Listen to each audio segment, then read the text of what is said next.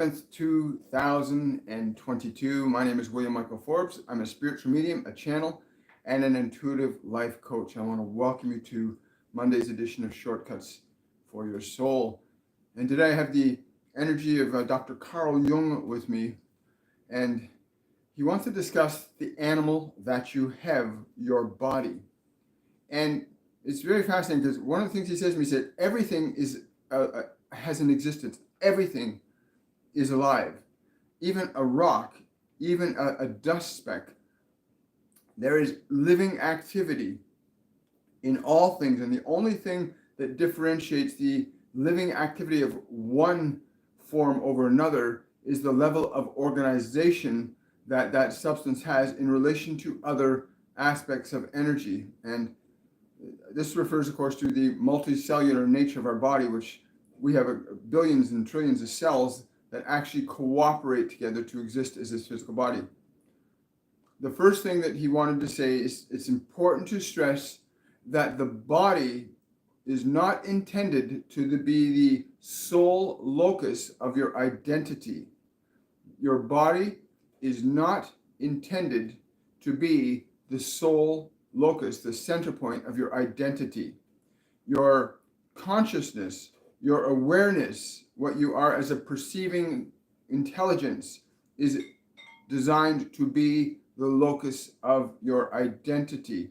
The body is merely the instrument, the medium of communication that you utilize while existing in this physical world. But you, as a sentient being, can function independent of your body.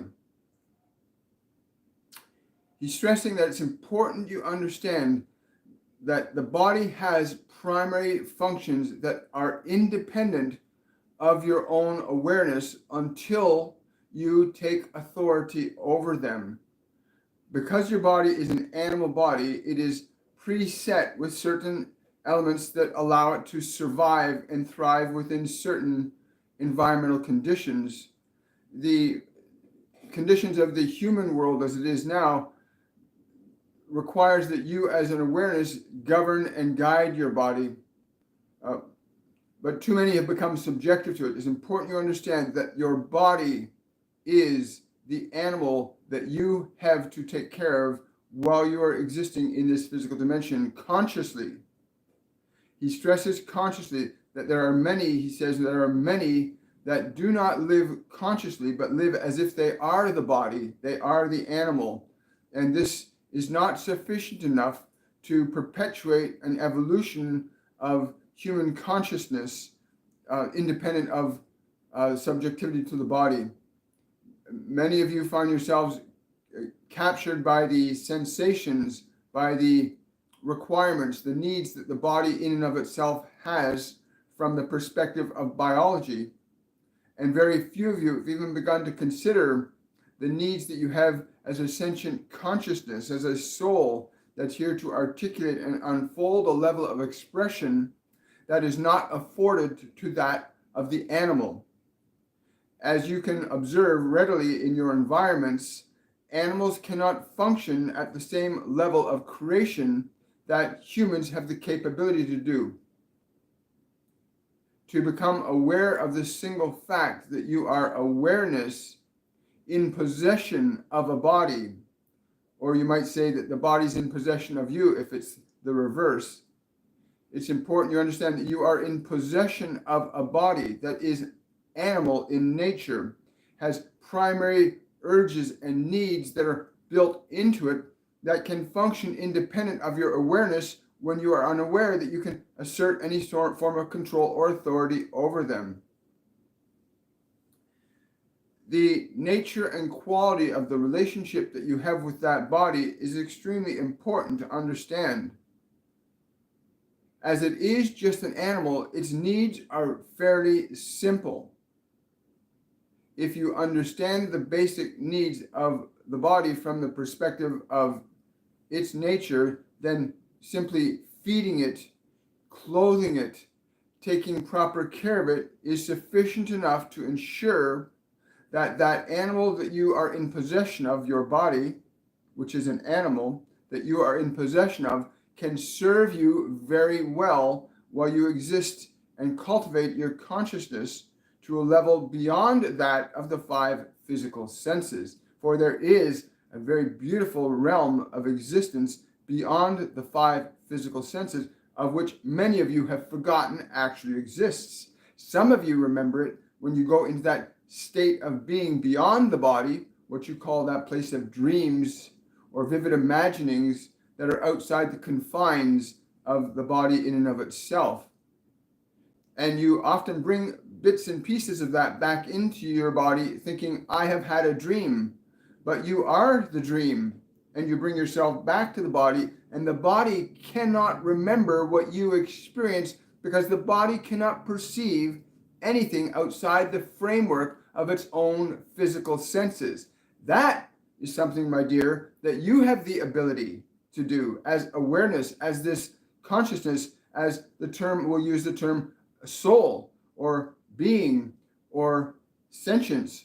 That aspect of you has the capacity to remember, understand, and comprehend these other realms of consciousness, but your physical body, your animal, does not have that capacity to perceive and understand and interpret these other realms, these other levels of consciousness, of being that are beyond the framework of the 5 physical senses. You yourself must cultivate a level of awareness that can function and be mindful independent of your animal.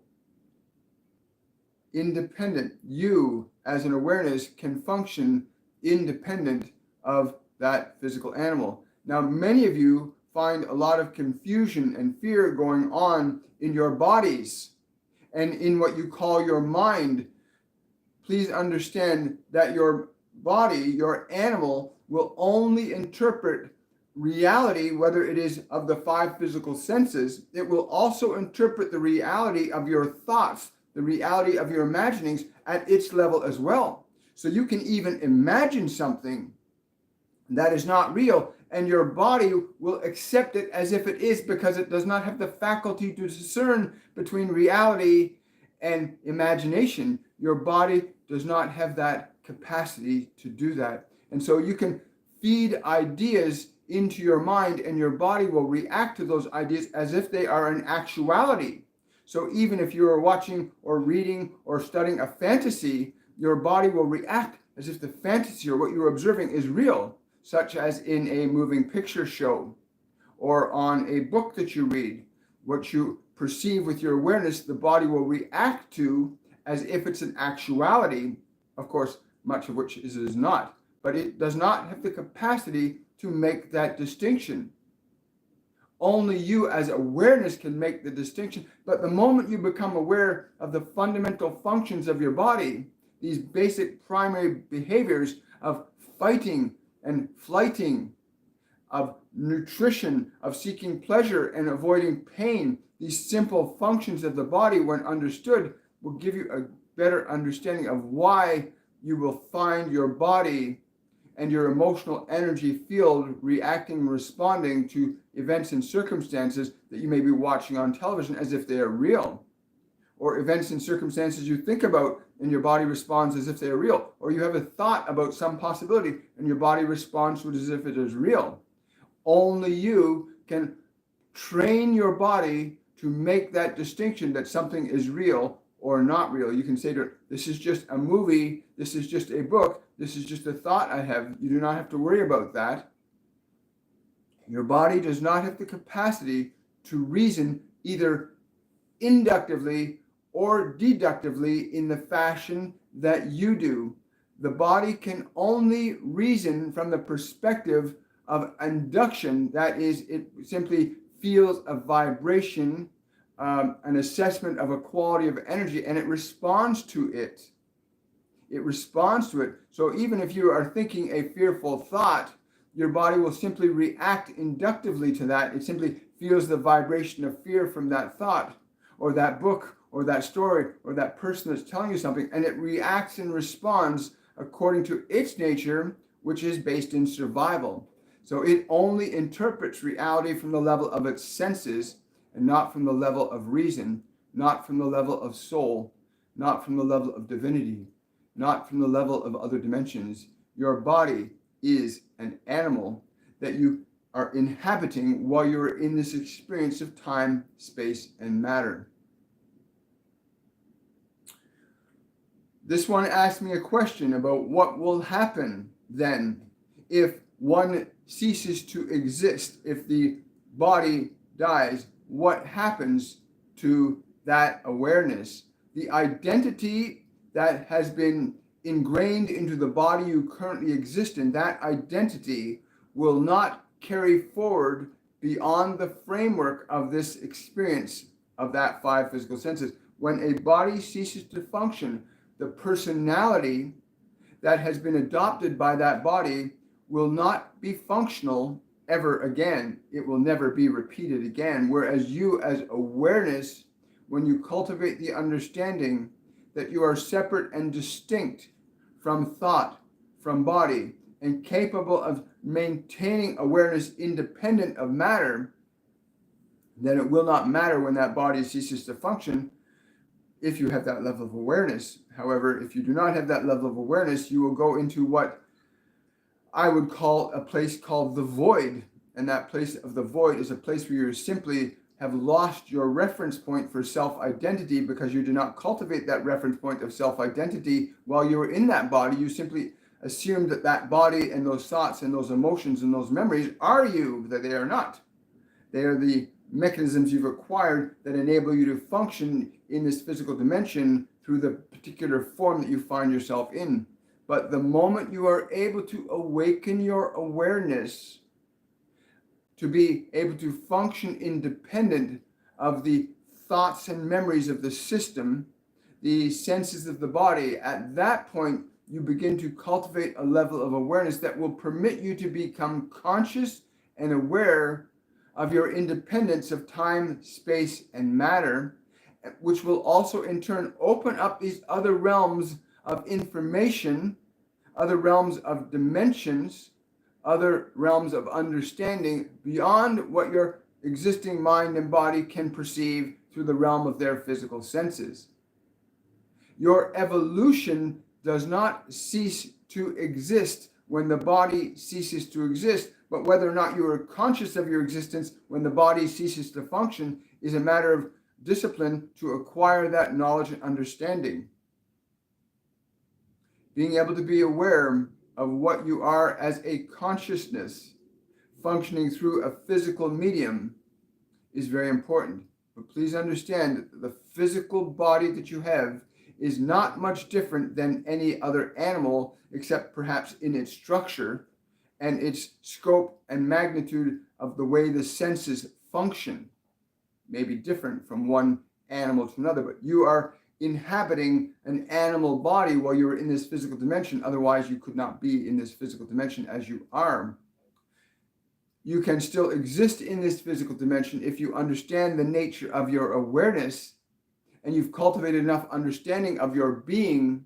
Then you will not find yourself losing yourself when the body and the mind of that existing personality you have ceases to function.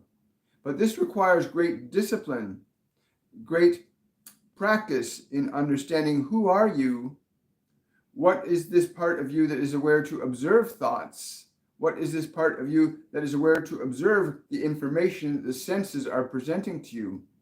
What is this you that you are awareness, to be independently aware of thought, to be independently aware of matter, but not separate from it.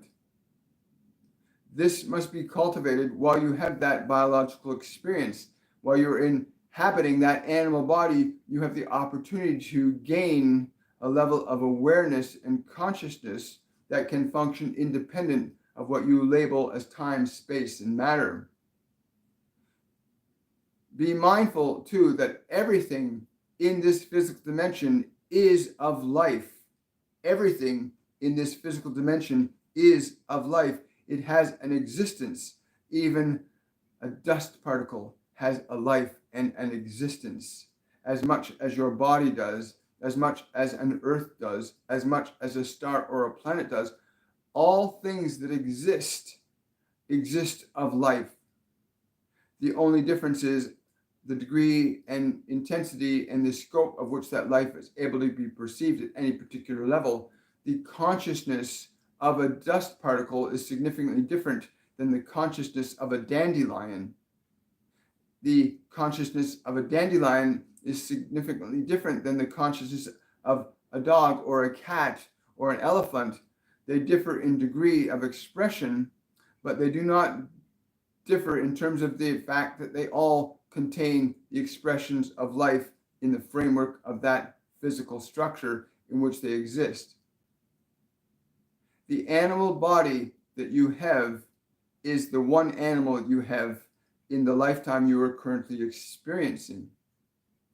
Your capacity to cultivate, identify, and assert your awareness over it will give you an understanding of your capacity to begin to influence time, space, and matter independent of the perceptions of the senses, independent of the acquired information you have from this world.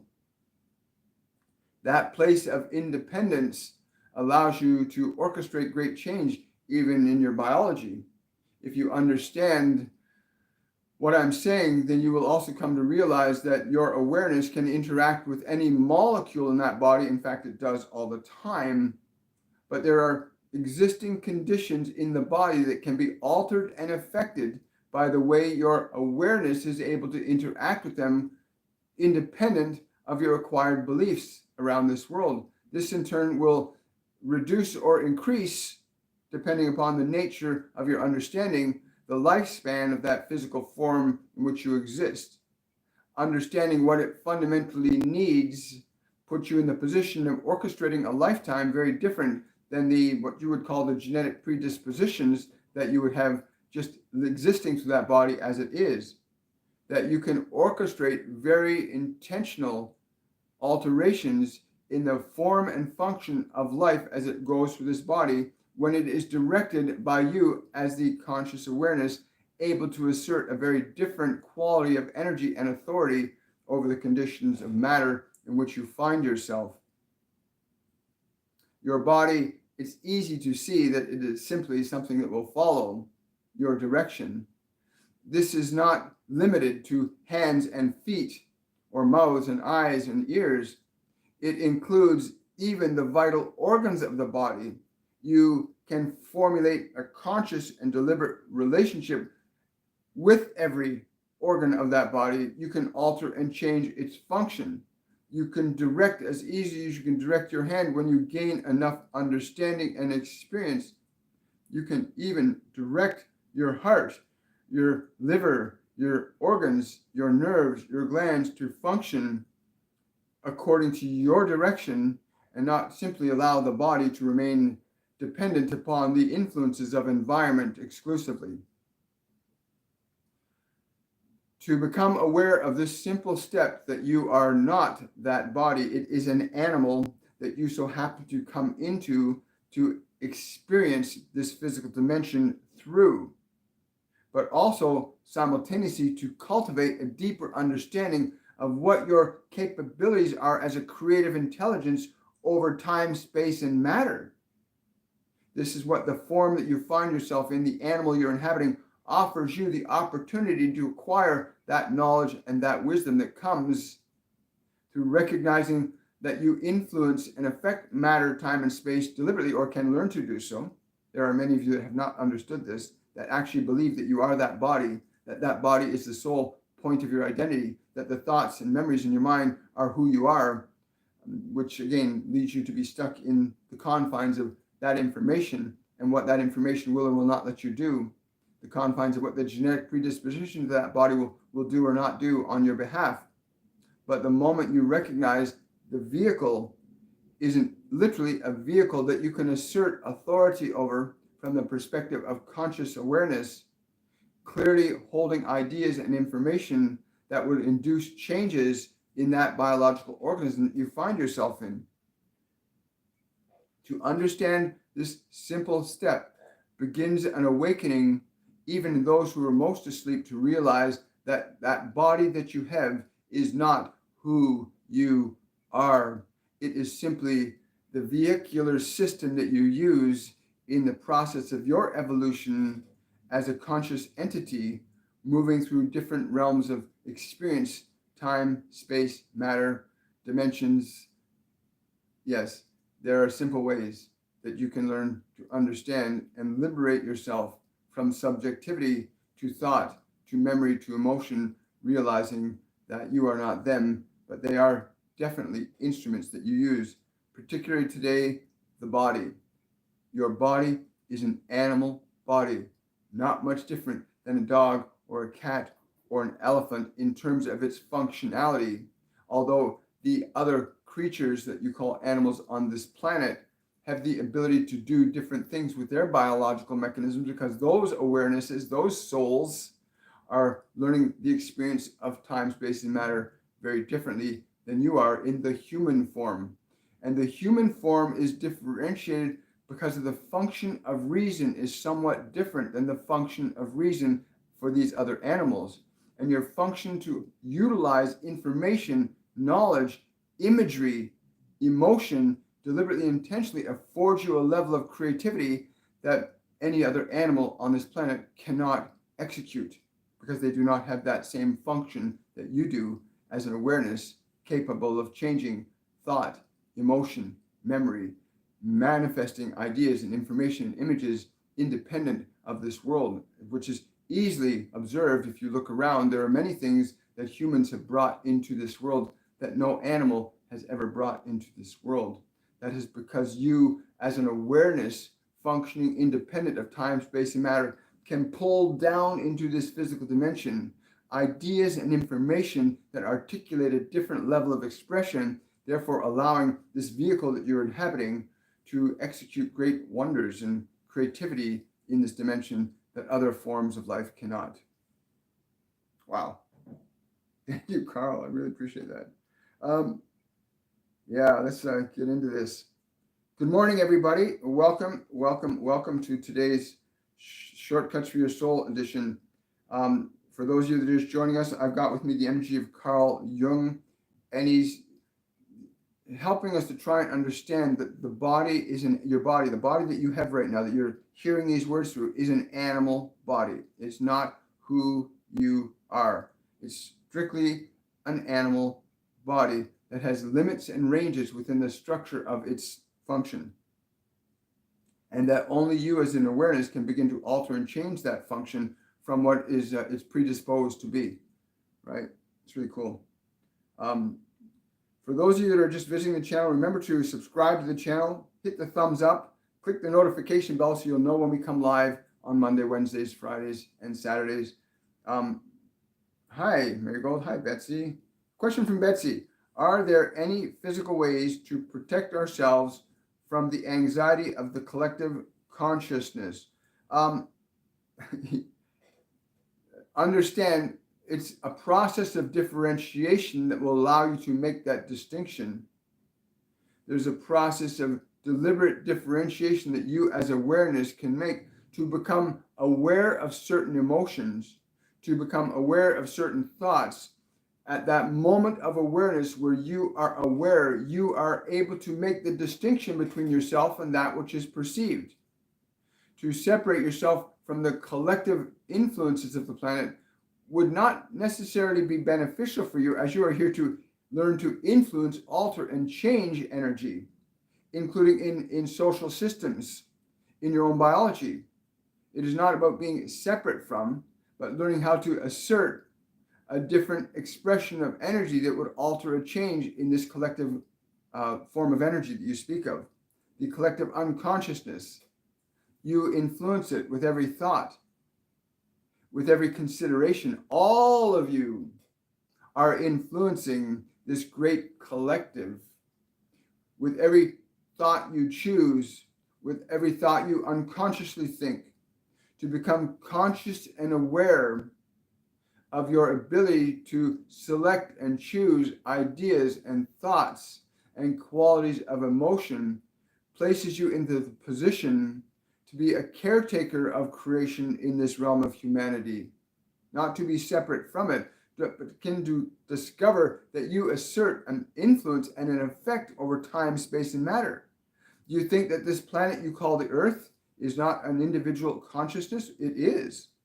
And it has evolved through millennium and eons of experience, allowing it to know that it can create different life forms. Your scientists wonder why so many life forms, new life forms appear on this planet, because the consciousness of the earth is a creative intelligence, not so much unlike you, but it differs in scope and degree as to what it can create. But you have a very similar capacity. So whatever thoughts you will choose to give attention to, whatever imagery you give attention to, whatever vibrations in the form of emotional energy you choose to give attention to, these will enable you to assert an influence over collective unconsciousness instead of being subjective to it. In other words, you become collective consciousness instead of collective unconsciousness. I hope you understand this. Thank you, Betsy. Great question.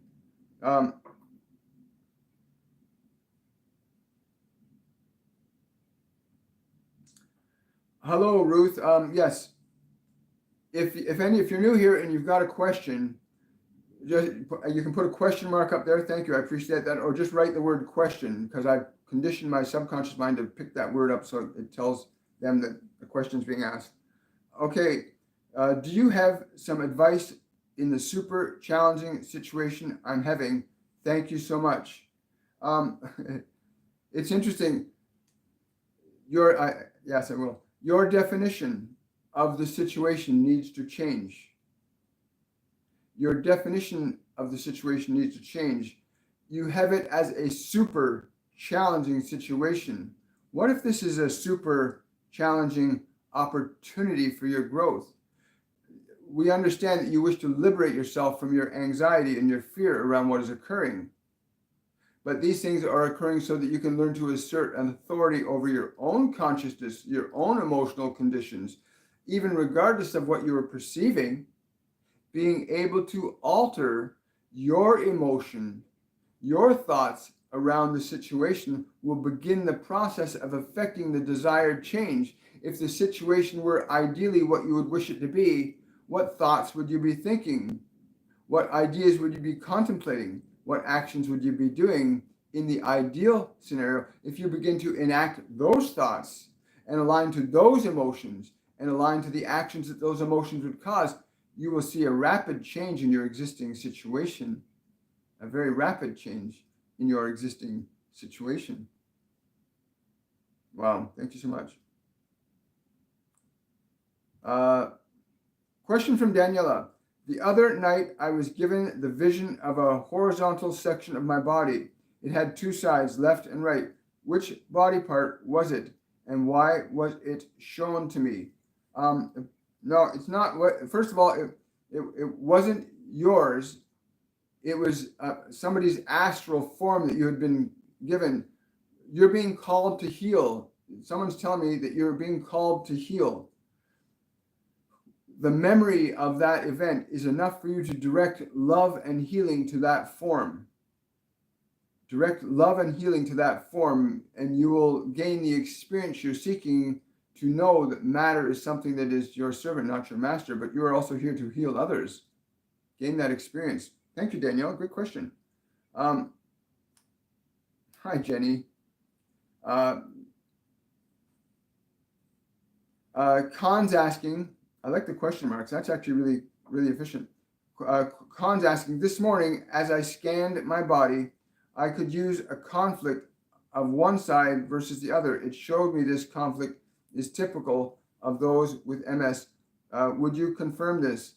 I can confirm yes to that. Also that the don't choose sides with the conflict, but become the resolver, become the mediator to end the conflict. You need to stop flipping back and forth between the two sides. Bring them together in love. Bring the two sides together in love. Let them meet. Let the part that suffers and the part that is well meet under your direction of love. Cool. Yes, that's going to be really powerful. Let us know how that goes, Khan. Question from Jana.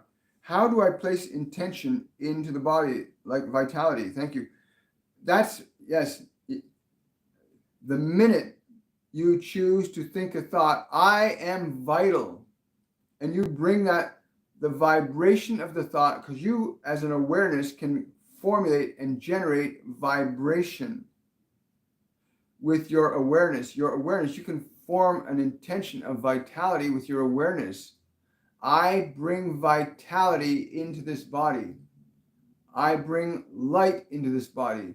The moment you deliberately formulate an idea or a thought, and you think it and you feel it, you begin to embody it. You begin to induce it into the body. The minute you think it and feel it and bring that thought and feeling into the body, it begins to instruct the body with a new vibrational intention, right?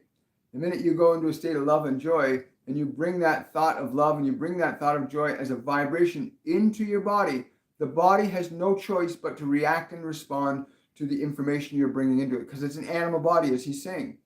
These bodies are animals. Animal bodies can only react through fight, flight, pleasure, pain. And it can't distinguish. Your body can't tell if what you're thinking in your mind and what it's watching on TV or reading a book or hearing from a friend, it doesn't say one is real and one's not real. It just accepts it all as reality. That's why you can watch a scary movie and you find yourself being scared. It's not you that's scared, it's your body that's reacting to it, right? Your body's reacting to that because it assumes that the movie is as real life. So yeah, you want to embody that energy. Great question. Question from Dion. Thank you. I felt a very strong connection to Carl, but I haven't worked on it yet. Is there something I should follow up on? What is the connection? He's saying that you've been, yes, you need to feel the life in all things, even in your pots and pans, even in the air you breathe. It is important to expand your framework for self-awareness beyond the perceptual apparatus of that body. You must expand your framework beyond just what your body sees and hears. You as awareness must become conscious of the life in all things. This will allow you to expand your framework for life beyond the confines of your mind and body, which is where many of you are still stuck, in the reality of a mind and body that is not the only reality that you live by. You are the awareness that is here to orchestrate a reality, not be subjective to one that the body already has, or subjective to one that you've been given by your environment, but to become very conscious and aware that you are the creating consciousness existing through that physical form that you exist in at this moment, hearing these words. Cool. Thank you. Time for one more question. From Tanya. Can I get a word from my kitty, Abby? She is a 12-year-old and just removed a mass and recently not eating as much. I did Reiki on her and trying to tune in, but can't hear or feel. Wow. I'm being told to say this to you. It's important you understand that your definition of life should not be limited to the physical dimension. Those that are the most creative here, are so creative because they are able to access information and ideas outside the framework of what they've gleaned from their 5 physical senses. This dear one that you are referring to, yes, remember, when you adopt an animal form to be part of your biological experience here, you are not simply adopting them to be a pet. You, at that moment of adoption, enter into an agreement with that consciousness whereby your interaction with them gives that life form an opportunity to begin to awaken to their conscious soul, independent of that form that they're in. This one, as they make their transition, are making this transition because you have facilitated a level of awareness that will give them the opportunity to re-exist with the same level of function in terms of reason and capability, because you have awakened their awareness. You've awakened their awareness. This is what happens to all of you when you engage with animals as pets. You bring them into your field of consciousness, and they have the opportunity to be lifted up to these higher expressions of conscious awareness that you already exist in, because you have that body that you're able to direct intentionally.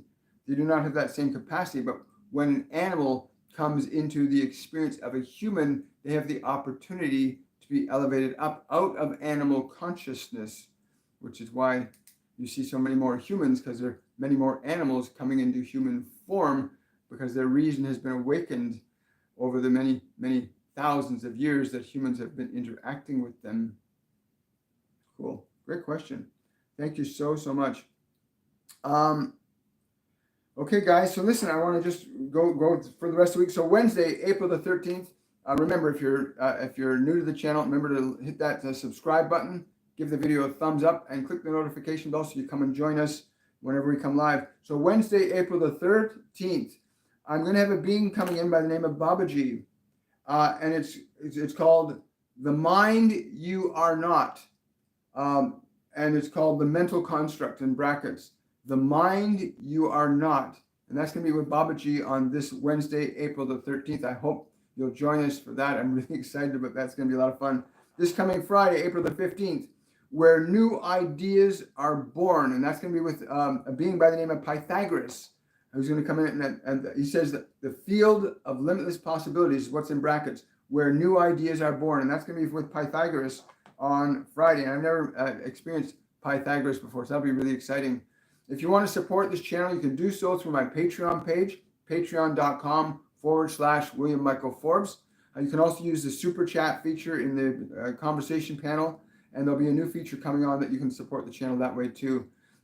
Just a reminder, in the description box below all my videos, there is a link there. One of the things, a good percentage of about 10% of our proceeds from all our YouTube videos goes towards a group called OurRescue.org, which is an organization that assists in the rescue of children from the sex slave trade and child trafficking. So when you're supporting us, you're supporting them as well. Have yourselves a wonderful, a joyful day. I want to say much love to all of you, and thank you so, so much. Bye, everybody. See you Wednesday.